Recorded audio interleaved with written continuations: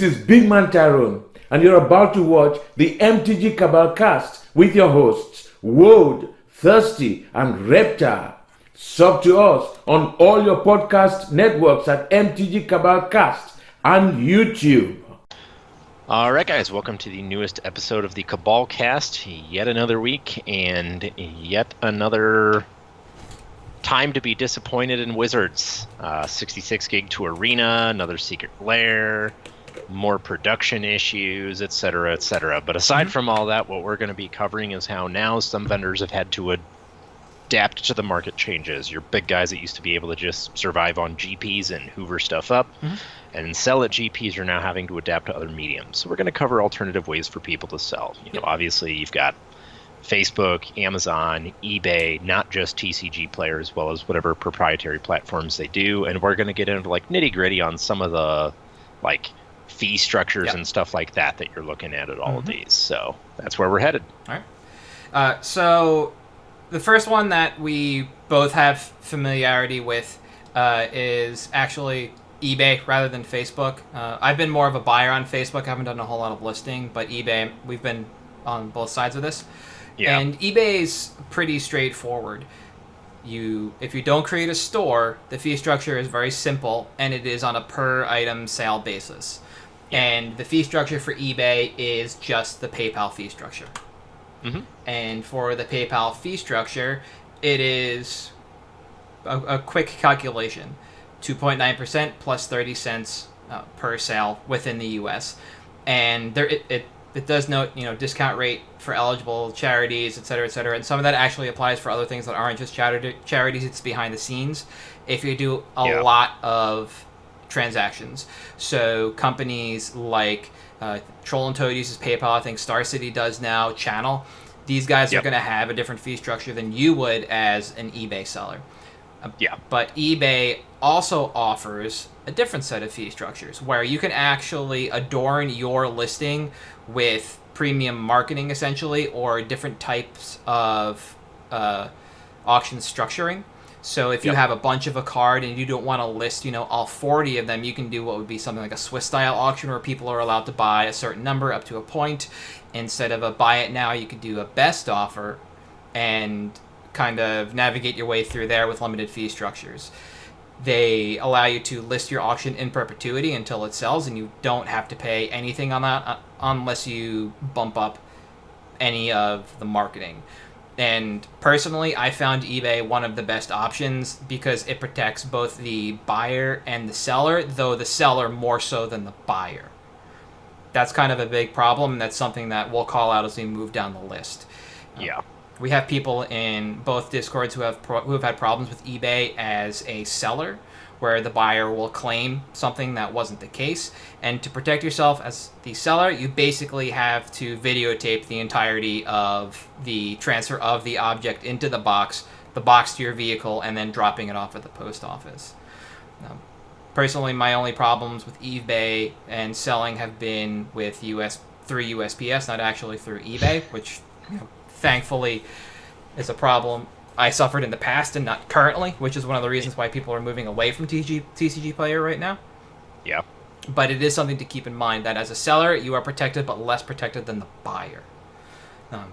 Have you done a lot of work with eBay personally, or just through some of the jobs? I've done a lot through eBay personally, and it's interesting how it's changed over the years, because it used to be so much more seller friendly than it is now, and it's great. Everyone has their opinions on Dan Bach. Honestly, his opinions on eBay are some of the best due to his experience on the platform. He, has some good and some bad to say, which I think is just true of most things in life. Not all great.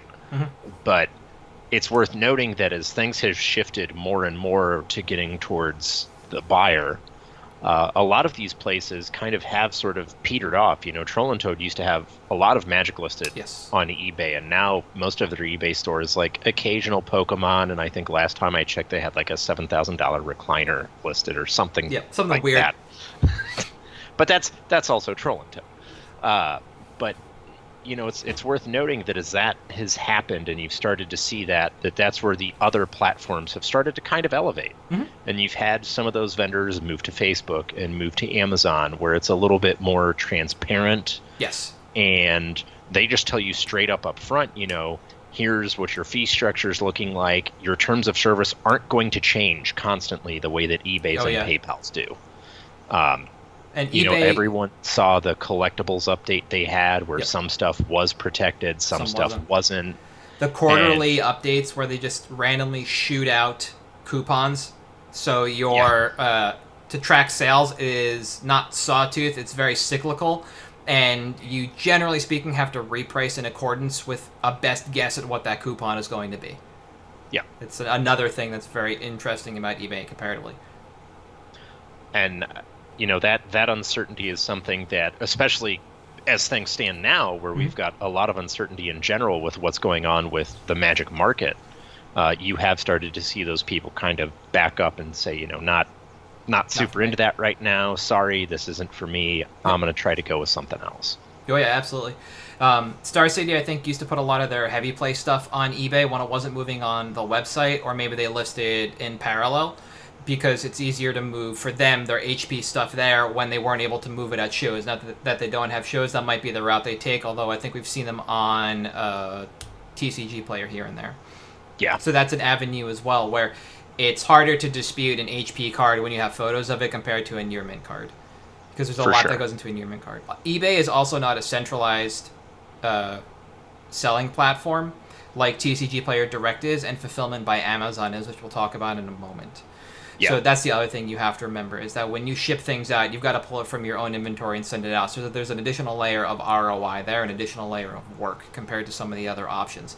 It does mean that you get to dual list it on multiple platforms, because you can cancel most types of eBay auctions as long as there is no bid on it or no action on it. So again, that at some points in time, that was a little more reliable.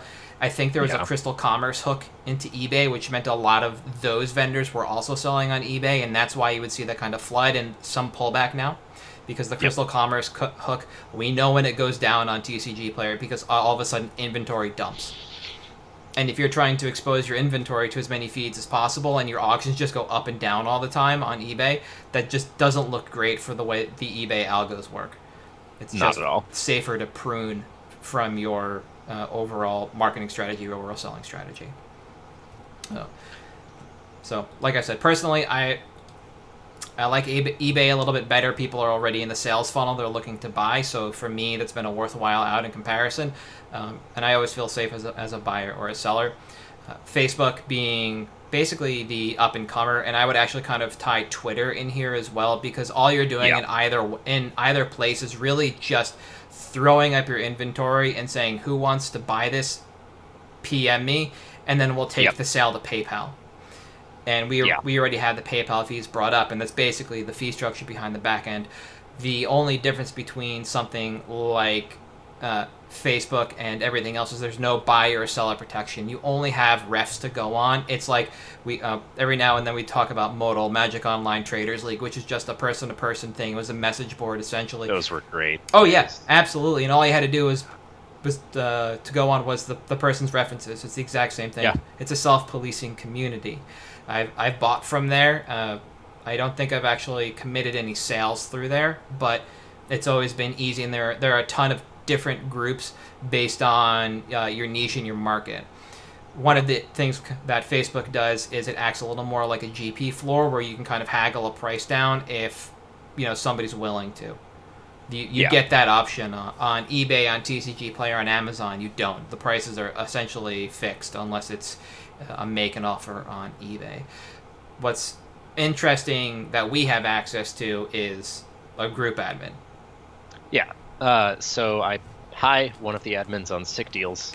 One of the things I've noticed, and I actually appreciate about Facebook, which is honestly where I do the majority of my sales, is honestly it's direct interaction with your clientele, and you can kind of cater to exactly who you're going to. The nice thing about all these groups existing is you have high-end, you have the new high-end, you have art communities, Japanese foil collectors, foreign, Russian, whatever you have. Misprints?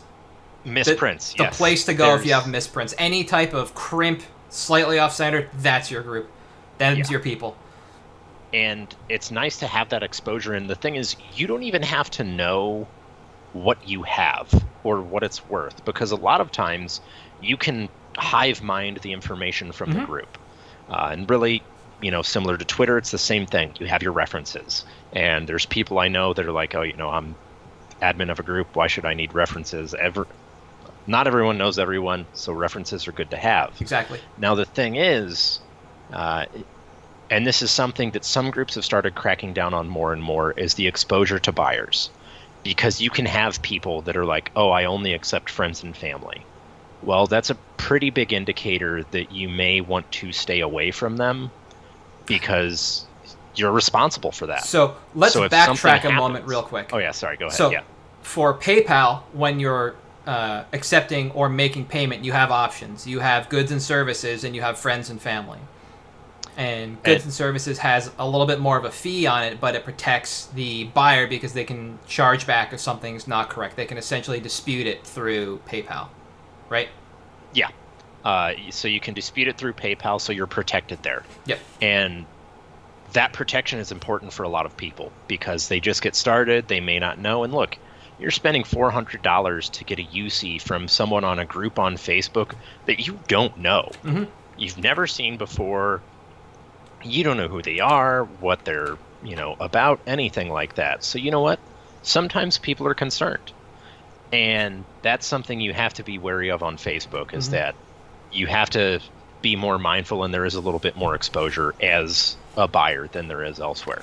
Yeah. That said, the liquidity compared to TCG that I've experienced has been absurd.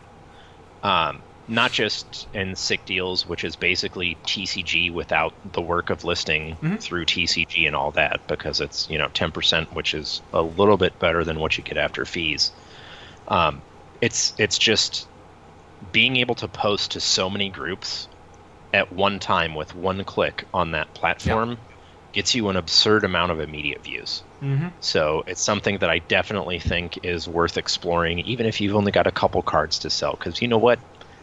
I've got like 10 Shocklands to sell. I don't really want to go through the effort of setting up a TCG store and waiting for all that stuff. I'd rather just have my cards, take a picture, and get money right away. Yep. And that's where that goes in, and I think that adds a lot.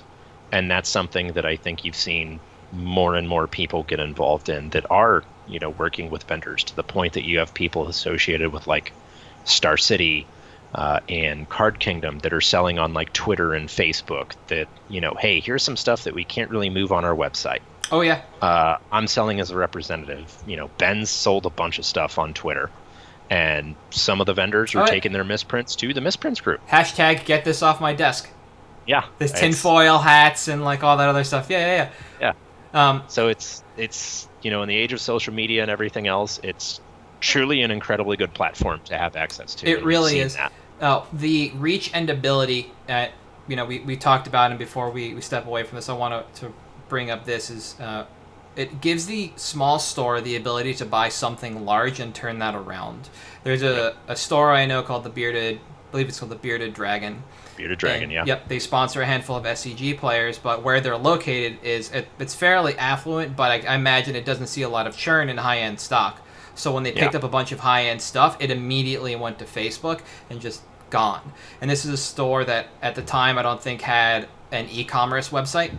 So the only way they were doing business was physically at the store. So if people aren't going to walk in and spend grands on a card, well, what's the next best thing you can do? Well, as a reputable vendor, somebody who sponsors players, your name is out there, you have exposure like that, you can list those on Facebook. It makes it easy to churn things like that. It's a great kind of feather in your, not feather, an arrow in your quiver for ROI and churn. It is fantastic. Cannot recommend it enough. And the fact that most of these places use PayPal for payment, and for a while, when the Bitcoin boom happened, we're using Bitcoin is also a huge boon because it's a platform everyone's familiar with. Yep. PayPal, you've used it, you've got it ready. Yep. So that also helps. Absolutely.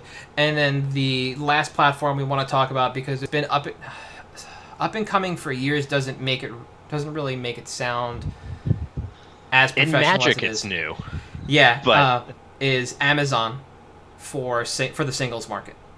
Yeah. So Amazon has been an available platform for the TCG singles market for a number of years. Pokemon, Yu-Gi-Oh, Magic have been up there for years. Being able to find everything or what you're looking for on Amazon, however, is a completely different question. As far as non-singles related cards went, that's where a lot of your bulk lots went, because you could do fulfillment by Amazon on those and just put them all together and get them the hell out of your warehouse, and then they just sit there and sell over time. So that's where you would see a lot of that stuff, and eventually it just kind of broke apart and moved into single sales, and then WotC put sealed on there, so now there's a sealed category that people can kind of quote-unquote compete in. The competition really just... competing with WotC, so good luck. I was going to say, it's difficult to try and get what's known as the button, which is the buy it now or the buy now option on Amazon. Same with TCGPlayer. The highest ranked listing basically is the add to cart button. It's very difficult to compete in that. It was very difficult to compete against Star City when it came to Magic lots of years ago for the same reason. They were priced so aggressively you could never win that spot from them. Yeah. Amazon in and of itself is kind of a unique beer in this situation, where there are two types of listings that you can do. You can either do an individual or you could do professional. And professional is essentially setting up a store. And if you do individual, it's a fee based on each item sold, but if it's a professional account, it's items per month, and you can just sell whatever you want. Professional is what's known as FBA, Fulfillment by Amazon. So there are a number of apps you can download if you want to, and just kind of make an Amazon store and do things that way, or you could just give them Magic cards or TCG cards, whatever, to list and sell, or list yourself and sell out of their warehouses. I haven't done a whole lot of listing on Amazon. I've seen some of the back-end screens, but it is essentially, once you buy professional, easy enough to load a spreadsheet of data to them and say, all right, This is it. Yeah, this is it. Here's my card, here's the SKU for it, or whatever Amazon has for it. Here's my price, here's my quantity, fill out the rest of the fields, and there you go. It's time consuming. It's basically like setting up your collection to pull into TCGPlayer's tracker or Scryglass, whatever. But once you do that, you can just have a rolling inventory that just sells for you over time. You just have to worry about that $40 fee. And it's worth noting that one of the best parts about Amazon's backend is they tell you the fees up front. When you list an item, they will tell you your net. Yeah. When you do FBA. So you'll say, all right, I'm going to sell it for this much on FBA. What is my net? So you can get the exact margin you're looking for. The other thing worth noting is the differences in the market, specifically when you're talking about singles. So take a card example like Nylea's Colossus. TCG low is 29 cents. Amazon is $1.10. And it actually moves at the increased price. And that's really interesting because when you think about when Christmas comes around, right? Well, you want to get a gift card for someone, you can just get them an Amazon gift card and they can get literally anything. Doesn't matter, they can get it. When you look at a card like Fraying Sanity, Hour of Devastation, right? $3.48 low on TCG. Amazon, $7.19. So if you understand the market and understand what some of the differences are there, because that $7.19 is the buy it now button, which interestingly enough, this is great, fulfilled by Wizards of the Coast. Just gonna let that sink in. We're not in the singles market. Anyways, or sorry, sold by Thoth Cards. My apologies. Once you get the Prime button, the Buy It Now button, you're actually, as a vendor, able to pay significantly more for a card because you can sell it for significantly more. So you'll see sometimes when you go to vendors and they'll have a hot list number that's just stupid, like $4 on Scavenging Ooze when TCG low is $2. Well, obviously they're going to get everyone in the room, and they're all going to go on Amazon because someone's going to get little Johnny a Amazon gift card for Christmas so they can get whatever they want. And guess what they're going to get? Well, the Scavenging Ooze is suddenly free for me. Yep. Because I have this gift card. So I'll pay the $4 and I'll get it. Yep. And that's one of the other things that's been really interesting about Amazon's emergence on the market is how specifically the casual market has been affected by these cards. The people that are, new to the game, don't necessarily travel to GPs as much, don't know a whole lot about vendors besides their local vendor. And, someone in their family hears, oh, they're into Magic. They sell that stuff on Amazon. Here's a gift card. Yep. So I think that's been very interesting as a seller. It is much, much better on Amazon. Yep. It's interesting when you look at Amazon. I'm going to bring this up because this is a story from, 15 years ago. I was working for a vendor that was buying Hornet's Nest well above bulk price. Well, why are you doing that? For exactly the same story that you just told. It was moving on Amazon. Hornet's Nest is not only a $3 card on Amazon if you use the button. It's frequently bought with Hornet Queen and Ant Queen, which means people are actively shopping this card, and it's an Amazon's choice, which means this card is quote-unquote priced well and is a mover. So in the category, it's most likely going to be very close to a 1. Yeah. The further you get away from 1, the smaller your decimal point, the harder it is to sell. The closer you get to 1, the best in category it is. So in, I think, like all of gaming, for instance, Cards Against Humanity was a solid 1 forever. Yeah. And that's just kind of the way it moves through Amazon. So this Hornet's Nest is a selling on Amazon. And this is one of those things that you can wield when you're out there, buying. You can just jump on Amazon and see if something's moving there if you don't know locally, or maybe you just want to start becoming an Amazon seller. Well, once you actually buy into that professional account, you can start taking a look at the category and the performers behind the scenes and see what's moving up and down within the category itself and start to craft the strategy for buying and selling based on Amazon. It's a little more useful than eBay and TCGPlayer, where on eBay you only have sold listings to go off of. The TCGPlayer, you get the last sold price to match if you want. But this is kind of more... I'm trying to think of the right way to phrase this. It's much more nuanced, I think. Yeah, I was going to say it's more representative of an analytics-based platform. Yeah. And it's the type of thing that, when we hark on Twitter all the time, you can see the data, but you need to know how to properly read it. Yep. And that's one of the things that Amazon is really good about rewarding. Not, obviously through any intention of their own, but just as a use platform. Mm-hmm. It's much better at rewarding people that read data well. Yes. And not just the data that Amazon provides you, but the data of like EDH rec and stuff like that. Well, all of a sudden this card's spiking. Well, in like represented decks on EDH rec. Cool. Let's take a look real quick and see what we're dealing with price-wise on how quickly changing, how many listings are there, stuff like that. That makes a big difference compared to, what you can see elsewhere. Yeah. No, absolutely. And this is... It takes a little bit to get into because there is that hump, but I think it's also a rewarding platform as long as you take the time to really work, and you can kind of carve a niche for yourself. There are a number of vendors that you'll notice are here and on TCGPlayer, MtG Mint Card, CCG Haas is all over the place. That's Preston. We've mentioned him a number of times. And they just kind of cast the widest net they can as whatever e-commerce solutions they're using kind of track into these options. Yeah. So, and it's definitely good to see something like this that is as reputable in so many industries as it is emerge into the Magic sphere, I think. Because I genuinely believe that stuff like this happening only adds legitimacy to the industry, which is obviously something we all want. Yeah. I don't think there's any question about that. Everyone wants, Magic finance and Magic in general to be legitimate, because the more that happens, the better it is for everyone. Correct. So. Amazon didn't build Fulfillment by Amazon to compete with TCGPlayer. TCGPlayer built the direct program to compete with Amazon.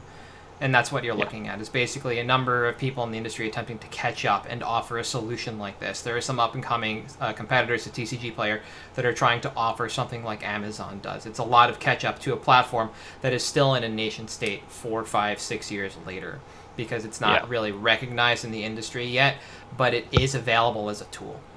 So I think this is basically going to wind up this initial dive into these platforms. some of the largest platforms. We do have other ones out there that have been around for a while, like Card Shark, which I just believe uses PayPal behind the scenes.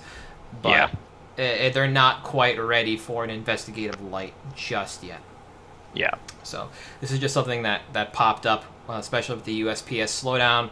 There was a lot of question and introspection of like, well, if TCGPlayer or eBay aren't keeping up with USPS delays, what happens? And then eBay changed their terms of service. CardSphere changed their terms based on shipping. And there just became this frustration in the industry over the last couple of weeks of, well, where do we go? And, well, here are some options. Yep. And I think it's really important that, you know, you stay educated and try to stay on top of that. Because, yes, things are slow right now, but the faster you are at getting this information and digesting it, the quicker you're able to move on it, the more you can get ahead at a time where, frankly, I don't think being ahead of the market has ever been as important as it is now.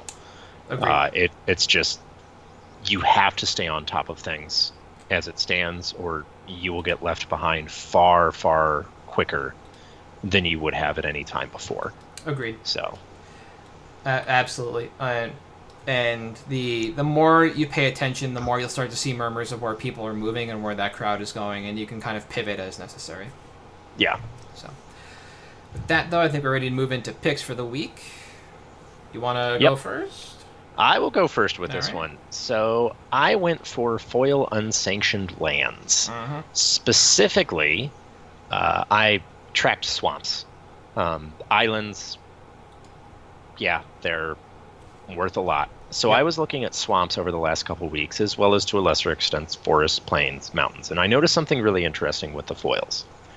So the foil listing numbers have gone down from over 100 a couple weeks ago to close to between 50 to 70 for each of those.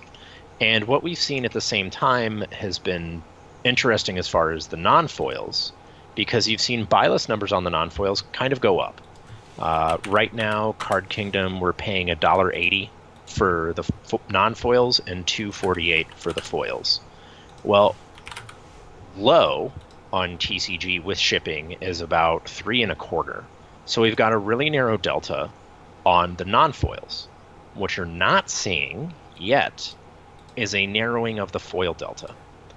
And I think that's really interesting because this is a product that is gone.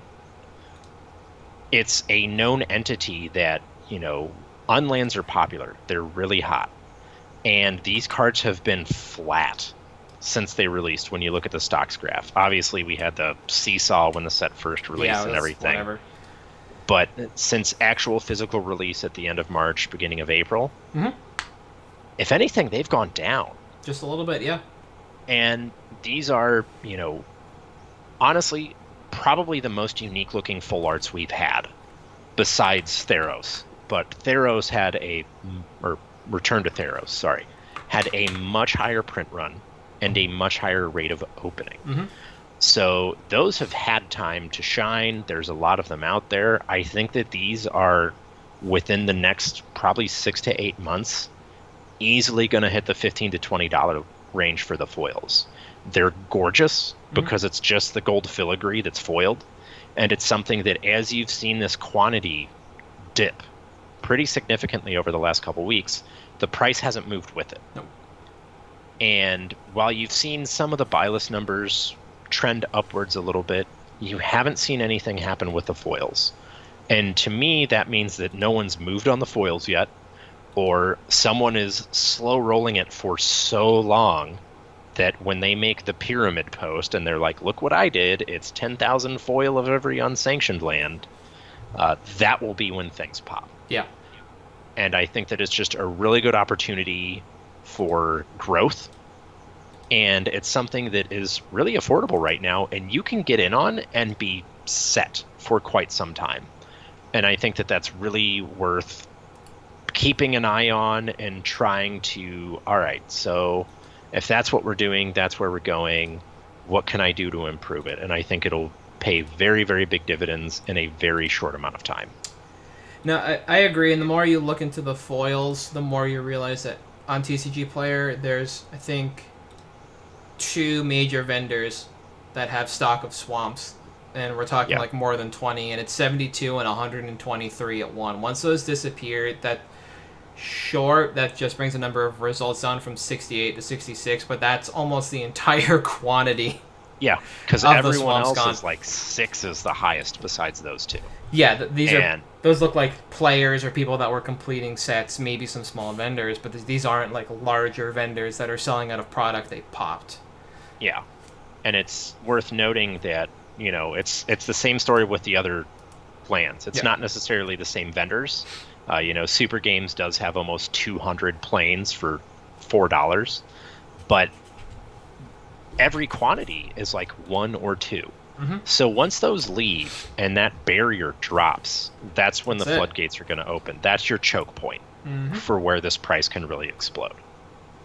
Nope, I agree, and it's just like you said, it's a waiting game, and it's not like there's a lot of people opening this product and reselling it. There were lands that hit a couple of weeks ago on Facebook, but it was not in quantity like we were just talking about, not enough to move the market.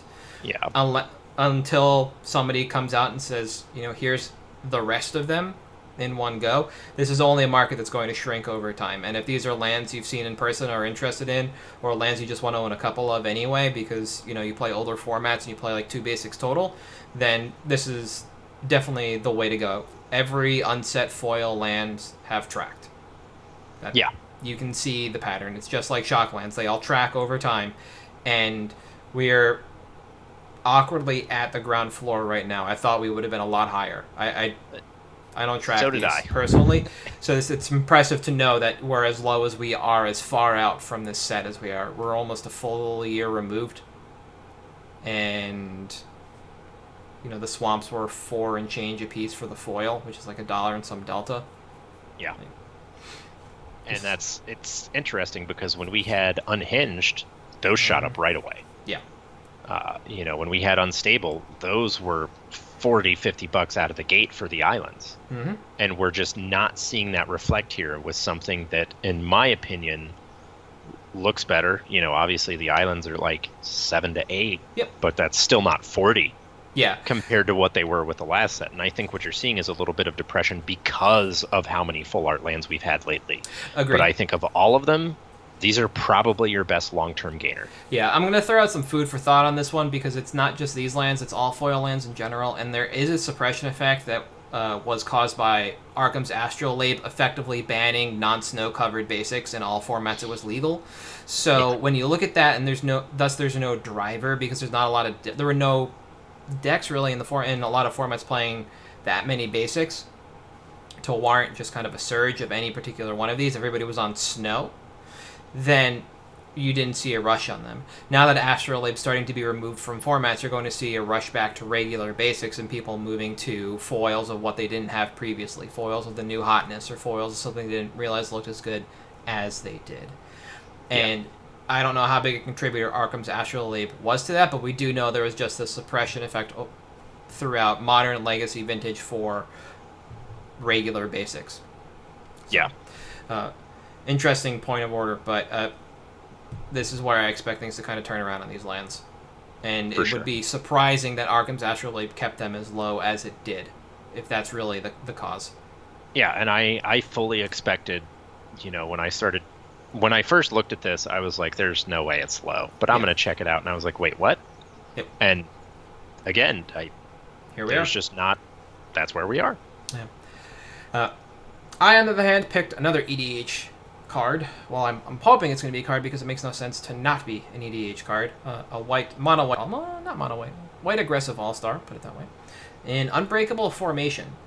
So this is a card I've been tracking for like 2-ish months, and you can see it just plateaued around Ikoria, which is basically where I started tracking it, and it's slowly gone up and down ever since, but mainly tracking up. And the day one information that I have on this is that CK was buying 50 at $1.05, and now they're buying 125 at $1.35. That's down from 156 at the same price. So people are sending them in, but CK is still churning them.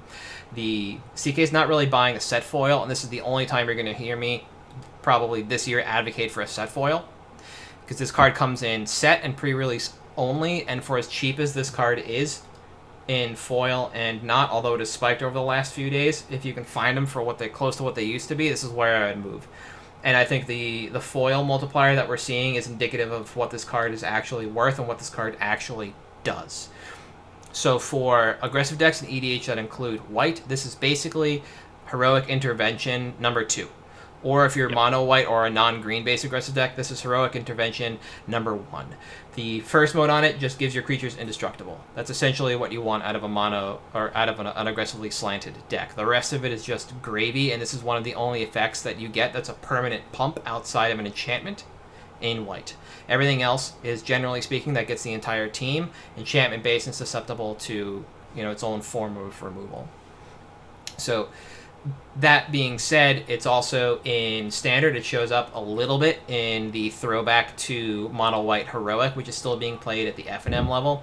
So there is a little bit of a prop right now on that, but we're heading into rotation. So the spike that we saw in the foil, if it does carry through for the next couple of weeks, I would expect it to come back down. And because of the ability for this card to play so well in EDH for an aggressive color that just needs additional support to really get there, I expect this to be an awkward turnaround in 3 to 9 months for the non-foil. The foil's a little different. When I picked this card, we hadn't seen that spike yet, so we might have already hit that inflection point. The growth is organic, which is why I think it definitely hits 3 to 9 months, probably closer to 9 because we have rotation coming up in weeks, and at that point, that's where it'll just kind of fall out. The precedent set for this card is basically Heroic Intervention, and that's where I think we're going to see this card track. It has a really awkward keyword, and Mark Rosewater actually admitted in their State of the Game this year that addendum, the keyword that I just had to look up, was largely forgotten by players when asked about keywords for sets. And not surprised.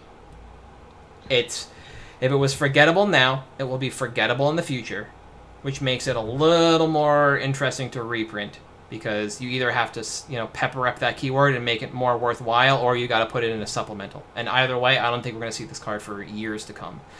No. So I would move in on the low-hanging fruit and foil. I would pick up any non-foils that I could, and I think this is a card that I would just go really deep on because it costs 1 more mana than Heroic Intervention, but you don't get this effect in this color all that often at instant speed. And it just fills this unique point in, I don't want to call it the meta, but in the color pie for white. And the more aggressive decks you want to play that base themselves around or in white, the more you're going to want something like this to squat up. Yeah. So. And I think it's worth noting, you mentioning, hey, I don't normally advocate set foils, because I think it's a big indicator that Mero said people forgot about this keyword. Because when you look at his articles on, like, the storm scale and stuff like that, it's something that he constantly harps on, is how much did players like this? How repeatable is this effect? Can we print it again? And it's the type of thing that, when you look at something like that and players kind of forgot about it, they're not going to be in a particular rush to do that again. Because it's not something that's going to move packs, because it's not popular.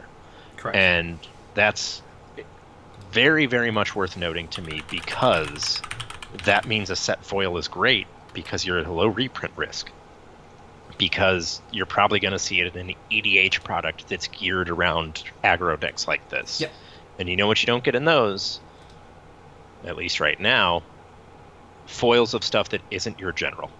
Yeah. So I think that is going to be very key in looking at your reprint risk on this stuff and keeping it low. So I think it's good. Yeah, like I said, it took a really long time to pop, and I'm glad it finally got some traction. I don't know why we were in that lull for so long. It could have been the fact that it was just pushed out overall from standard because mono white was a thing. But here we are. I'm glad it popped. I can take it off my list. There we go. So, simple enough. I think that's going to be it for this week, guys. I'm sure we'll keep you up to date with as much information around the Secret Layer stuff as possible. Secret Layer Prime Slime. That's the name of it. Dropped. I was so hopeful when I saw the art that it was Pendleton Ward doing the art. And then I got really sad when it was not Pendleton Yeah. Ward. It But drops. The Twitter memes were fire. Yeah, they were. They were gas all day long. It drops on the 19th. I don't believe there are foils in the set, so we don't have to worry about curling, which means it might have a reduced price point. But Yeah. we also got a notification last week about the shipping delays surrounding all the products that they've released this summer. So if you do want to buy in for that secret layer, just word to the wise, you might not see it until the winter For or a later. while. Yeah. Other than that, I think they're just going to start throwing a bunch of stuff at us this week. Hopefully, we get the product slate for 2021, and we'll rapid fire those off as quickly as we can to get them out to players and just spread the word. But on behalf of MTG Cabalcast, I am Halt. I am Reptar. I am Ant Thirsty Sizzler. We'll see you next week. See you guys.